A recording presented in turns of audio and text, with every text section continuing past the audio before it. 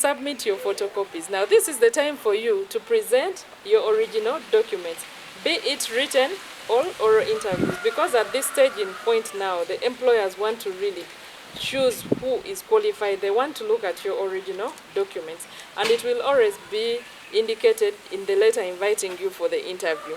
And at that point in time, make sure that at least you seal your documents. They are also in a good state. Do not come with original documents that are part torn. Others are not, they are in a situation that maybe the cockroaches have eaten part of the original document. Then you start saying, when I was staying with my grandmother, we had rats, and then so that is already showing confusion. When you bring your documents, make sure they are well prepared. Carry them in a good bag. If you can buy these small plastic bags, the ones that are usually used by these nursery kids, like to carry their work, that is also a good thing to use to carry your things. But at a professional level, depending on the kind of interview you are going for, I'd advise you to buy a good bag which you can use to carry your documents. All this will go towards your appearance for the interview. You might think this is something that is not relevant. How do you carry your documents? Because you're not going to just carry them in your hands. Supposing you're moving in public transport and then you lose one of the documents, yeah? So that's why you need to put them in one bag, and that bag should be a presentable bag. But also, the other things that you will be required to produce for your interview will be indicated in the invitation letter. Like, you need to come with this geometry set, a pen. Sometimes they tell you a calculator if you're going to do the aptitude tests, depending. So I'm not going to spend a lot of time, because that one is okay, and I believe that most times the kind of attire you put on or the dressing may not matter a lot at that point in time, because they are now going to try and test your reasoning ability, and also that is an elimination stage, yeah? So now, assuming you have gone through all that, and now you're destined for the final interview, which is the oral interview, or assuming the oral interview is the only interview that you have to do for this job, and you've been invited for the interview. One thing I must advise our viewers there, that you must prepare. You must do three things. You must prepare, you must prepare, and you must prepare. Those are the three things you have to do every time you're invited for the interview. Why am I saying that you must prepare, you must prepare, you must prepare? You must prepare your documents. I've already talked about it. You must prepare yourself, and you must prepare your mind. That is why I say that the only thing you have to do once you're invited for the oral interview is preparation. Because you're not going to tell people that I knew the answer, but I didn't read about it. That shows unseriousness. It shows that you did not prepare. And no one is interested in knowing whether you knew it or just forgot it or what. You're losing it. And most times the competitions are so tough in that you might find the job advert is requiring 2 legal officers, and they have 15 successful applicants who are going through the oral interviews. So all those things I've been taking you through will count on you. How are you appearing? What time are you coming? They've scheduled you for a particular time. For example, you are 6 people, and they tell you that, Daisy, your time schedule is from 10 to 11. Now you come at 11 in someone else's slot. What do you think you are doing to yourself and to the people who are interviewing? Already that is a failure. So time management is very important for oral interviews and any other kind of interviews. But 2, having prepared all your documents, you have come in time, you have been invited into the room, and you're there with your interviewers. What should you do? I always tell people, for us in Uganda, there is a tendency for people not to look your elders in the eye. That is a very bad practice. And I must warn you that if you go for any interview, learn how to look the interviewer in their eye. As they ask you, sometimes the panelists are like 6. Whoever asks you, also eye him, like look him into the eye. As he's asking, look him into the eye. As you're answering, look them into the eye. Not in this manner, sometimes your eyes speak something, but with a way that shows that you are serious and that you're answering the question. Now, upon entering the greet the interviewers and remain standing and wait for them to give you instructions. Supposing you're sitting on an interviewer's chair before they are giving you where to sit, and you just come in and sit. Because yes, the chairs are there, but supposing someone else is supposed to be sitting there and you're going to conduct your interview while standing, already you're failing the interview. So these are small things that you always have to look out to. Now, assuming you have been given a seat, thank the interviewers. This is the little etiquette they are looking out to. Sit properly in a manner that shows that you are prepared, you're not scared. Even if you may be feeling scared and you fear, try to compose yourself, Sit down and compose yourself and show your interviewers that I'm ready for you. Me, when I'm going for interviews, I'm like, I'm going to show you what I have. Even if I don't know the answer, I will assure you and I will answer like I know. Yeah, because that sometimes they may not be looking for the answer, the right answer, but how do you approach questions? Yeah? So this is something, the confidence you must have, but it is not also good to have too much confidence.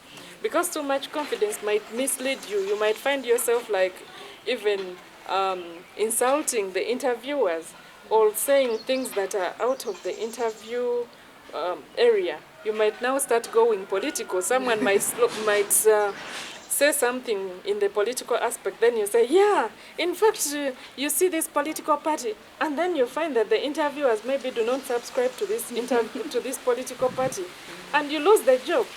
Now, assuming you've done that, they'll listen to the instructions. Sometimes they may tell you, hand over your documents before.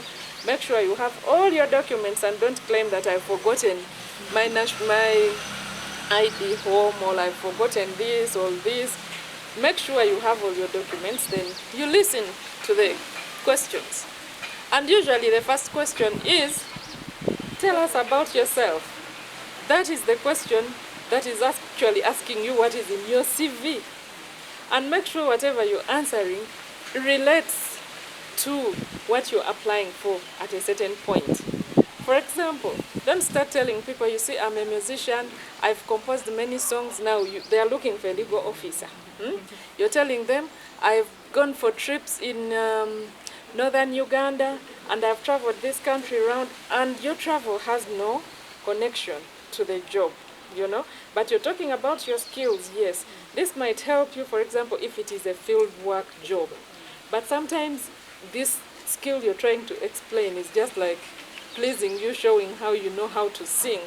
But in this particular job that they are looking for, they are not looking for a musician, they are looking for a legal officer. So make sure that whatever you're trying to explain to the interviewers has an application or applies to the job that you are being interviewed for. Then two, of course, the questions they will ask you will vary depending on who is interviewing. It is not an offense for you not to know an answer, but how do you respond to not knowing the answer? Sometimes you just have to be polite. You may tell them that I'm not aware of this, or I did not get the opportunity to read about this, in a way that shows that you do not care to. You're not trying to show them that you do not even care to know. But there are also those obvious things that you must know about the organization and about the job. For example, they might call you to be a legal officer for, let me call the organization National Housing, for example. You're expected to know what you're going to do as a legal officer because it is in the job advert. Do not get to the interview room and start telling them, okay, I don't know, I'll do anything that they'll ask me to do. And then you think that the examiners, the interviewers will be happy with you. So answer the questions as put to you. Make sure you are sitting properly in a manner that shows that you are confident. Answer all questions and do not ask questions until you are asked to ask a question. Do not ask the interviewers. The interviewers should be the ones to ask you. Because sometimes when you're asked some people have a tendency of also wanting to ask, yeah, to show them that, I also know. What about this? Yeah, you're actually formulating your own questions. So briefly, those are some of there is a lot to talk about, but I cannot go into all details. But I believe those few points will help you at your interview session. And then make sure that while at the interview, you speak audibly. This is not like you're going for a date where you're going to speak to your spouse and then you're going to speak slowly and then they have to tell you, I haven't heard, and then you're whispering and then you expect the interviewer to ask you, I will beg your pardon, to ask for your pardon. No, speak loudly. Actually, in some instances, you'll find the interviewer sitting at a distance. That means you have to speak loud and there are no microphones for you to speak. Then also, this applies to people who are doing online interviews like Skype, like, what is the other? Those Virtual the Zoom meetings. Because of the nature of network that we have, you have to make sure that your gadgets are operating well and that your network is clear and that you're speaking audibly in a quiet room, so that the person interviewing you can hear you audibly. First of all, remember that in some instances, for example, if it is an international job, our accents are very different. You will not have to speak like an American, for example. But one thing I must urge you is to speak audibly and clearly, that the person who is listening can understand. Do not forge an accent because you want to sound like an American. Use your accent because we all have different dialects. We are coming from different parts of the world. For example, they have not told you to speak like an American because you're doing an interview for an international job. Speak the way you speak, but in a manner that they can audibly hear and clearly understand what you're saying.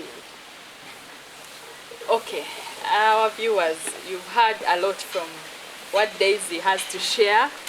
Just summarily, what we can have at the tip of our minds is, what I've learned from her is prepare. You prepare your mind, your documents, yourself, so that you understand the kind of organization in which you're going to do an interview. Then the mindset. Of course, with the mindset, first of all, it begins with you. By the time you took time to apply for that position, you really feel that you're the best candidate. So then you have to do all it takes so that you ensure that you also succeed to the next level until when you're successful to get the vacancy and you're called to start work. Then I've seen also the aspect of time. Time is an important factor.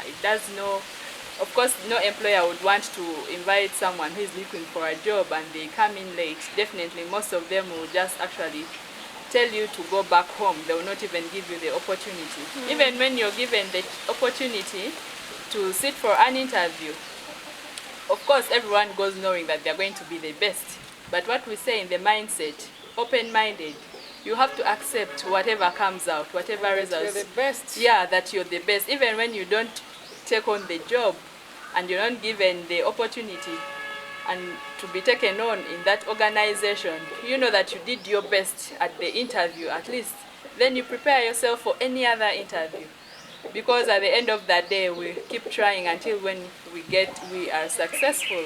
Let one job interview not let you down, but continue. One step leads to another. We improve in one area or another until later when we really achieve that.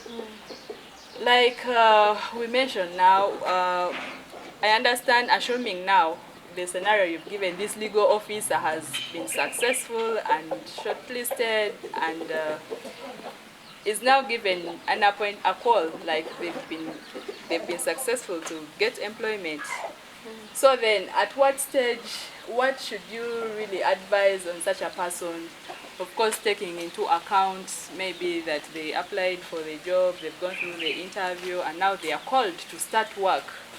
So then I'm out there, and of course I've applied to many organizations, assuming it is the only opportunity I have now to take on employment, and I have never worked. Okay, even when I've worked somewhere before, what advice would you give to such a candidate who has been successful?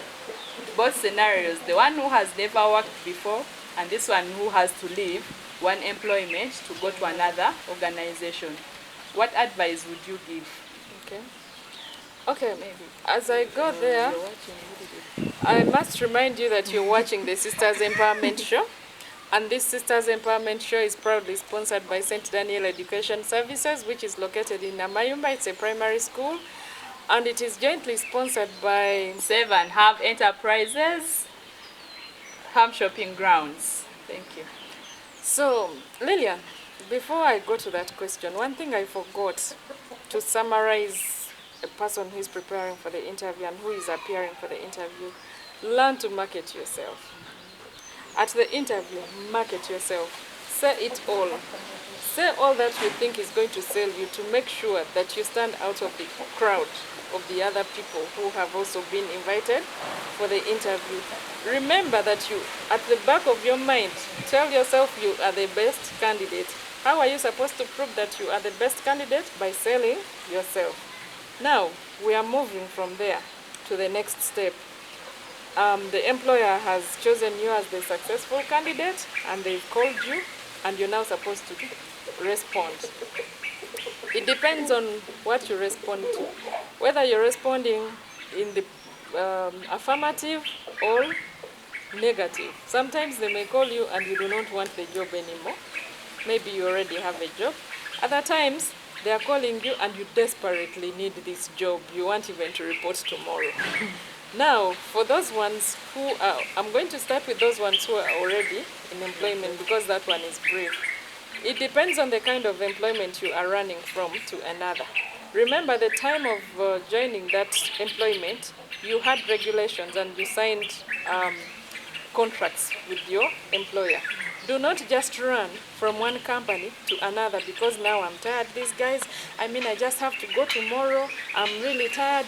I have really been saved from the troubles of this organization. Then you just dump the work and go. No. Make sure that you legally follow what you are supposed to do. And that is why we are here. That is why this Sisters Empowerment Show is here. We are here to share our expertise. I'm here to share with you my legal knowledge. Now, legally, you are supposed to hand over. For example, you're supposed to hand over. Look at the contract you signed. What does it say about termination of, for example, your work? You're the person terminating the work. So look at your contract and find how much time does it require you to give your employer notice that you will be leaving. That is very crucial. Do not just dump.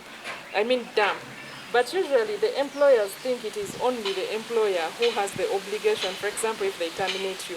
Now you as an employer, you also have your obligation at the point of termination. When you're terminating, you're supposed, for example, to give notice.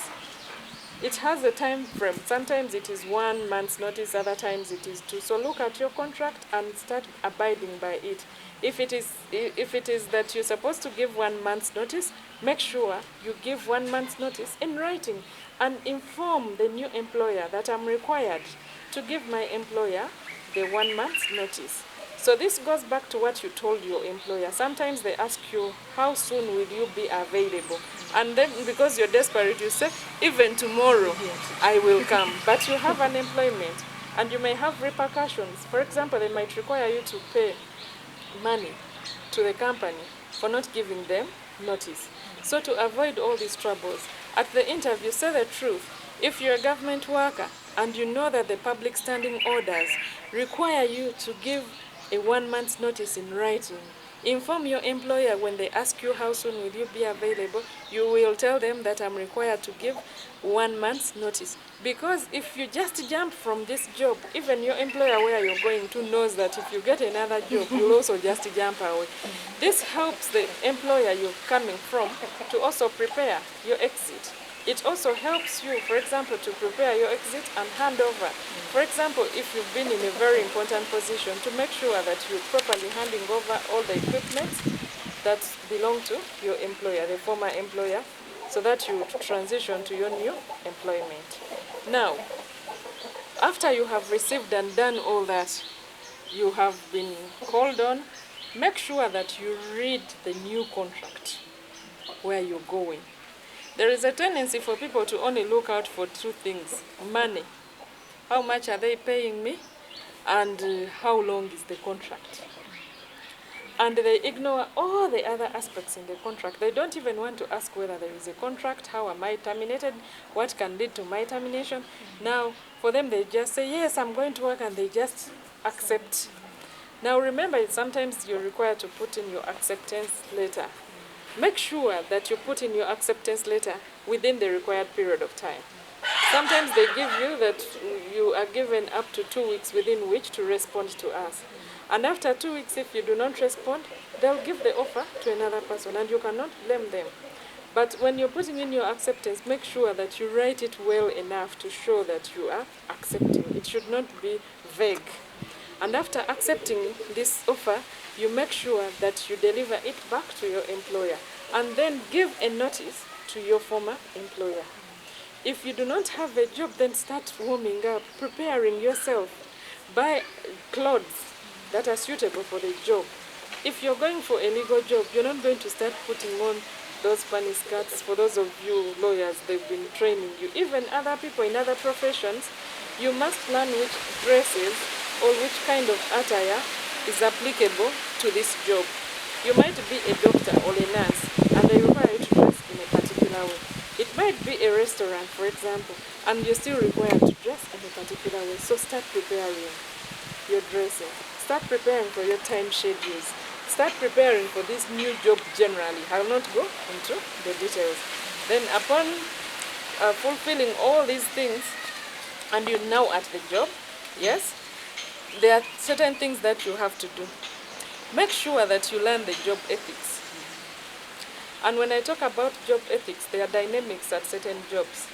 What time do they appear for work? What time do they go out? Where do they go to have their meals? What do they do? How do they hold their meetings? In their meetings, do they have any games? Do they require you to do social gatherings and everything at the job ethics? And then the other thing is preparing for work, which I have already talked about. Prepare yourself in all aspects. Make sure that you know your entitlements. Like when you go to a job, sometimes there are jobs that give allowances, and then there are jobs that don't give allowances. There are jobs that allow, maybe they carry you for transportation, they provide transportation of employees, and then you're required to meet in a certain place. Others do not provide. Others give you certain privileges. So know all those things. Like you may be entitled to medical health, fulfill all those things. You may be required to provide your bank account. And any person who is looking for a job in this day and era should have a bank account. Those are things that people don't look out to. Then you go to employment, and then they ask you, do you have a bank account? And you're saying no, And then when you get onto your job, you must know how to relate with people. You must be a person who is pro people, not anti people. Like, create friends and networks, because these friends that you are trying to network with might be the people leading you to your next job, or you might meet them in another job elsewhere long after you have left this. So I think these are some of the points, and make sure you go through some orientation, some kind of orientation. And what I call orientation, you must know, for example, where the restrooms may be. Some of these employment places are not like so obvious. You have to know where the pantries are, where the kitchen is, who sits where, and what happens, yeah? So you must make sure that you go through some form of orientation, and you know the company policies. So with that, I believe that it will be a good start for you when you join your job, and for you not to really appear like, you're feeling small, you're feeling inconvenienced, or you are actually inconveniencing others. Thank you. Now there is this aspect of, for instance, for those that, since you're talking about those that are from one employment or one organization to another one, there is this aspect of looking at where I've come from. For me, where I was working, we used to have this. We used to have this. And you're relating the old what you've been doing, the other side, you're relating to the new. What advice would you recommend? Because basically that is, you're shifting from one contract to another, you're meeting new people, there is that aspect of being rigid. And someone is not flexible even when they are expected to maybe do things in a certain way. Maybe they used to have a given software that they are conversant with, and here now there is something new that they need to do. So basically, how would you advise our viewers out there? So our viewers out there, one thing I must warn you about is that you must learn your employer. And you must be ready to adjust. That is the mindset we talked about when we were starting this show. We talked about mindset. You must be open-minded. You must know that different things may be occurring in the same environment. What do I mean? You might have been a legal officer in a certain company A, and in this company B, the way they operate is very different. So one thing you must come with is an open mind to learn and unlearn the bad things, all the things that do not apply to this second employer B. And secondly, it is not a very good idea to always keep reminding or telling people that, you see, in my company A, for example, I used to do this. Now here we don't do this. These are two different companies. They are not even subsidiary, neither are they sister companies or employers. So that's why I told you that make sure you know the company policies and rules very well. That is the only way you will be in position to work without difficulty. And make sure you do not keep telling people or reminding them how you're very important, how in their previous job they used to take you maybe as a kind of goddess of sorts. Yeah? This is a totally new environment, and you must abide and make sure that you learn its politics. In quote unquote, not politics, the one you're thinking about, but the company politics and how the company operates. So if you actually study your company, the new employer, so well, you will not have trouble. But if you're the kind who moves with your weathers on you, and you're going to come and wear them in company B, you might even lose your job before the contract time expires. So our viewers out there, especially those ones who are moving from one employment to another, and you think you are the I know it all kind of person, yeah? Please try to calm down, you know. This, you have taken on this employment knowing very well what it requires of you. And you're not required to make people's life very difficult by showing them that you know it all, and whatever was applying in company A or employer A should also apply in employer B's premises. Okay, then there is also, I think here we are trying to talk about the open-mindedness and how best to move on so that we are sustained in the new employment. However, I think also the employer expects something from us, you know, as they bring us on board as new people. They expect that this new person is going to bring on something new. We need to be creative, innovative, and I think this is something that our viewers out there should also have in mind. But assuming in the new organization, I found things done in a certain way, and now maybe there are some new ideas I want to bring on board. Of course, definitely, I will not just push onto them that automatically things will change, will have to be done this way. How would you advise our viewers out there that have new ideas and maybe they want to bring them out so that they are taken on and are being considered in that organization for the better? Of course, most of them are for the better of the organization and maybe easing work. So how best can we bring out these new ideas for change for the better? Okay, I must also remind you that sometimes the employer at the interview will ask you, what new skill or what are you bringing to our institution, for example. That is a very common question. But it doesn't mean that you're going to just bring everything, carry it from A and bring it to B. However, if you have new ideas that you think the organization could tap into and improve its maybe operation or productivity, There are several ways. I cannot say that this is the right way you can do it. First read the operation of the company and see how you can come in and try to bring in these ideas. There are several ways. For example, you have to look at who is approachable and how do you present your idea. Are you just forcing it on them that you see if we do this, this company will make a lot of profits, and you're just like coming from nowhere. You're not even explaining, this is what I told the other company, that's why you see, because this is competition, for example, and sometimes you're even releasing secrets, company secrets, for example. Now try to sell your idea slowly by slowly. Sometimes it can be through meeting one person. For example, it might be the boss. I don't want to use the boss word. It can be your supervisor, and you feel that that supervisor is one person who listens. Or call a group of people and try to ask them, what about if we do this? Try to get a way of like selling the idea without just like imposing it on them. And two, sometimes you may write. I know that in most of these organizations and institutions in our countries are very tight, like they do not want to change from their way of doing things. And that is why we say if you don't change, change normally changes you. That is where we are at. But this is the time now around when you can show your leadership skills. Because leadership, start incorporating it, for example, in meetings. And you say, for example, if we do this, you show people the likely output. How do you put it in practice? And then the likely output.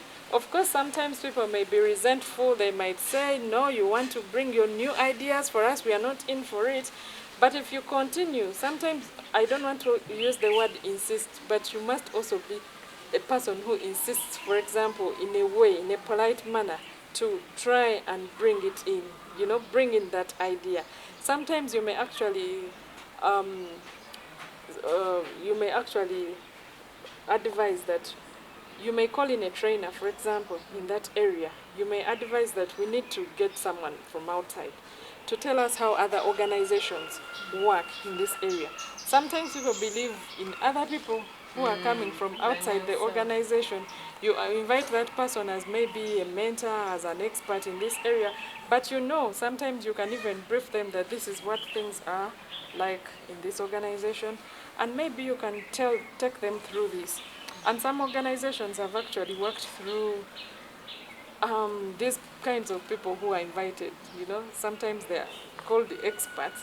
I don't know the other word that they usually use. Consultants. Yes, as consultants in this area. And this is the way you can have your idea sold. It's not an easy process. I cannot tell you that you're going to just wake up one day and say, okay, this is what I think should be done. And remember, you must be a useful resource. Now, after this COVID situation, I remember most of the organizations are like they are looking out for those people who they cannot do without. Be that person at your job. Be that person who, when you're not at work, everyone is looking, where is Livia? Why didn't she work for a day? Or if you are out of office, they know that now that Lillian is not out, things are not maybe moving out right.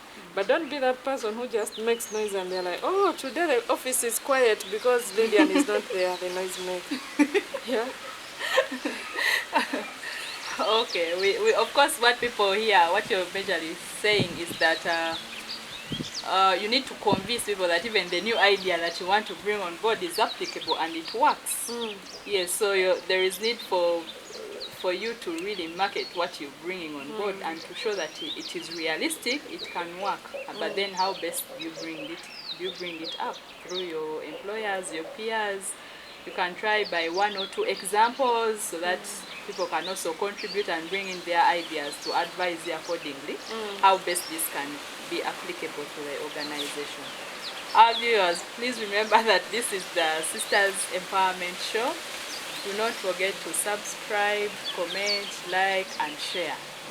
Our numbers are running on the screen. Please, in case of anything, we are experts. We can guide, advise, and help you improve in one area or another in terms of employment. And our numbers are 0752944218. It is also on WhatsApp. You can send in your WhatsApp messages and we shall be ready to respond. And 0754139099.